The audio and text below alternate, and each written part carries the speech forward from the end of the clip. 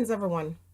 Hopefully, this topic will be very light because there's some serious things going on in the world, and sometimes we got to take a break from it. I want to talk about the Miss Kitty statement that has a lot of people in uproar. It's so interesting when you hear things or conversations or third hand stories from other people, how you can come to conclusions that are not right, because I heard other person's perspective on what Miss Kitty said. And luckily for me, I never make up my mind about what anyone says or judge anybody based on what they say, especially when it comes to me from a third party. So I decided to do my own research and find out the words that was coming from this woman as it pertains to treating a boyfriend as opposed to treat your husband. And of course, male and female lashes out. They're in uproar. But the funny thing is, that whole conversation about washing for the man or cooking for the boyfriend who's not your husband is a very small part of that conversation. And for some reason, that's how we are. We get very emotional and we just get stuck on sticky, that sticky thought. As someone recently said to me, that sticky thought stays in the mind and you're not able to move on from it. And here is where I agree with Miss Kitty. I'm a mother of three daughters. And when I'm raising my daughters, I'm not raising them to become wives. I'm raising them to become women, strong women, beautiful women. We're not talking about beauty on the outside. I'm talking about beautiful women. When they walk in a room, they command a certain kind of attention that individuals look at them, male and female, and say, wow, there goes a beautiful woman. Just her presence, aesthetically and spiritually. So I'm saying that I'm agreeing with Miss Kitty for saying that when you're a girlfriend, you play a different role than you do when you're a wife. And some of the things she said, because I went there with a critical mind because of what I heard. But when I heard her say that when you're a girlfriend, and if she is a girlfriend, the way she would raise her legs to entertain a boyfriend is different from how she would do it if she was doing it for her husband. And I think to myself, well, I agree. Of course, I agree. And then she talks about these different positions that you could possibly use to entertain the person that you're with. This is the thing. You see, so long women have tried to use sexuality to bring in their man, to keep their man. And while that is a very critical component of a relationship, you're not going to keep the man, no matter how hot and sexy your body is and how much you can dash it like it's hot. That is not the only thing. But what I'm saying here, which also is an agreement with her, even though she's saying it a different way, is that I have to teach my daughters how to clean their house, how to wash their clothes, how to take care of themselves. I have to teach them, respect for self and all of that. Now, when you're a girlfriend, I don't think your duty is to try to convince a man that you're going to be a good wife by washing his clothes and taking care of him and whatever. If you're living together, this is expected of you. But that's the trouble. We don't teach our daughters anymore that don't give the milk for free. You know, we don't teach our daughters anymore that it's okay to hold out and to let this man vie for your affection and see your value outside of that physical nature of a relationship. We no longer teach our girls that they can be dating somebody and they don't have to have sex. It just seems like it's synonymous, like, oh, as soon as you're dating somebody, as soon as you have a boyfriend, that you have to be sexually involved. You don't have to be, and you don't have to be a Christian or a religious person to understand that concept. We're supposed to be teaching our girls how to value their bodies. As I made the statement earlier this morning, you're going to show the girls that your body is a temple and not a burying ground. You're going to tell the girl that as alluring as your beauty is, it doesn't have to end up with you being in some other man's bed. or to prove to him that you're worthy of the ring. The girl washes her clothes, cleans, keeps her house clean, carries herself with a certain dignity. Of course, the man is going to notice that.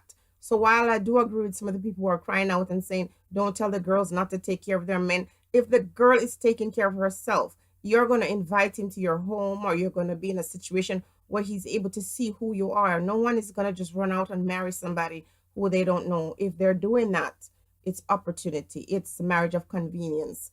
When you want someone to be a wife, when you're thinking about longevity, there are things about that female that you're saying to yourself, if I'm going to have this woman in my life, I want this or that. I want to see this in my woman or not. And she doesn't have to be living at your house for you to see that. If she lives somewhere, you're going to visit her and you're going to see it. Now, there are women who will clean their house and cook and do all these things when you're just dating.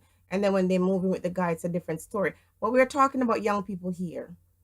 And hearing these individuals really giving it to Miss Kitty for saying what most women should be telling their daughters: stop acting like you're somebody's wife when you're just a girlfriend.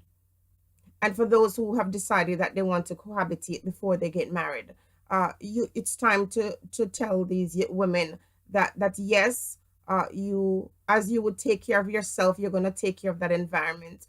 With a man who loves you and cares for you and supports you in all that you do, you're going to reciprocate. But sometimes we go out of our way and we do all these things for men. When it's not reciprocated, we're so hurt, we're so angry, or when we, leave ourselves open with no commitment, or with no promises, and we give so much of ourselves and take the role of a wife when the man never told you that you were his wife because you were washing and cooking and cleaning for him. He didn't tell you. He assumed that you were doing that because you would have done that for yourself anyway. So what I'm trying to say here is that I wish people would just listen to people when they speak. And you might disagree with individuals, but that doesn't mean you have to come and condemn them. That doesn't mean you have to try to bring up their past, bring up painful memories to throw in their face because you don't agree with them. You can disagree with someone, but you don't have to get low. Some of the things that people are saying about this woman, because she expressed her opinion, we are not able to really reason, to offer our opinion without having to get a beat down. It is so terrible. And a lot of these women who are coming out to beat down other women because of their opinion on a topic or whatever, when you listen to the way they're judging you, the words that are coming out of their own mouth, they're condemning you for saying something that they think is bad. But the things that are used to address what you've said is worst. I just don't get it.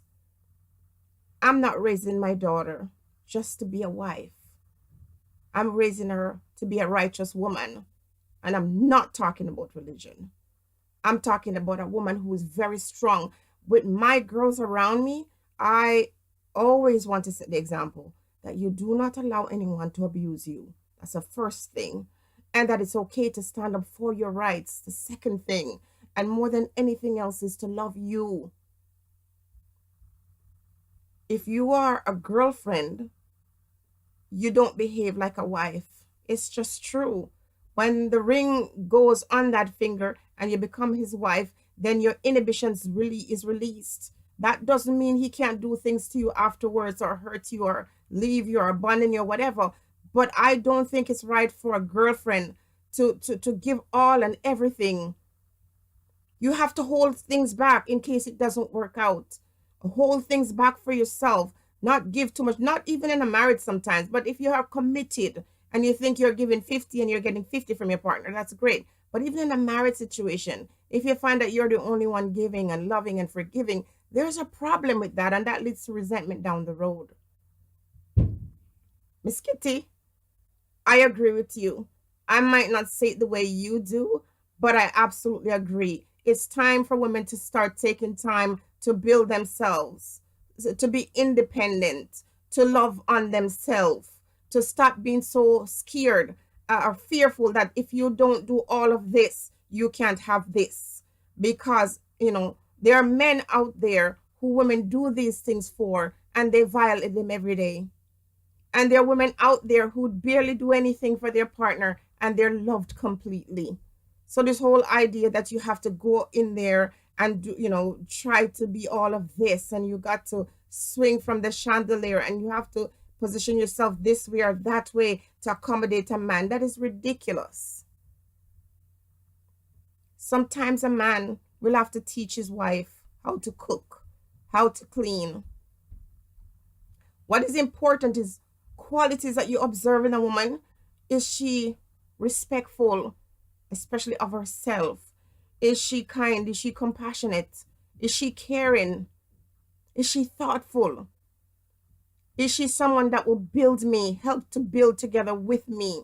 And it's not just about money, but someone who will support my dreams, who will encourage me to save, encourage me to invest. These are the things that matter, not how well she can wash your clothes, and not how well, she's able to cook for you. Because the guy might have grown up in an environment where his mom taught him how to cook. If you have your sons, teach your sons how to cook, teach your sons how to clean, teach your sons how to do these things for themselves. And if they meet a girl and she's not able to do those things, that is not going to be the deciding factor if he's with her or not. Bring her around children, see how she is with kids. And if you don't have the opportunity to do that, have conversations with her, already having these questions in your mind, what you want to hear from a woman who you would want to be the mother of your child. There's so much going on, so much that is involved in entering relationships and maintaining relationship, which requires a lot of work. And how good you cook, and how good you can wine, and how well you can, try to impress a guy before you're married will not guarantee anything. What is more important is that you can do these things for yourself. And there are times when you can't do those things either, and you're paying someone to do that. So what about the woman who is a good wife, but she doesn't know how to do those things? And what about the great, wonderful, beautiful girlfriend that does these things and end up feeling, violated because the man treats her terribly or abandon her for someone else who can't? Let a woman speak. You don't have to agree with her, and you can come back and have this dialogue because it's very interesting. Doesn't mean that you have to put her down and get so obnoxious. I just don't get it. Let people live their lives, allow people to have their own opinion. And if you feel like, rubbing your knuckles until they bleed and cooking until your fingers are dried up, that's your business. That's your thing. If a man is going to love you, he's going to love you. And those are not the things he's going to use to decide if you marry him or not. At the end of the day, instead of telling our girls what to do to get a man to marry them, excuse me, tell them how to take care of themselves, how to go out there and stand up in this man world, and how to look for a man who will compliment them, respect them, and do not ask of them what they're not prepared to provide. Be blessed, everyone.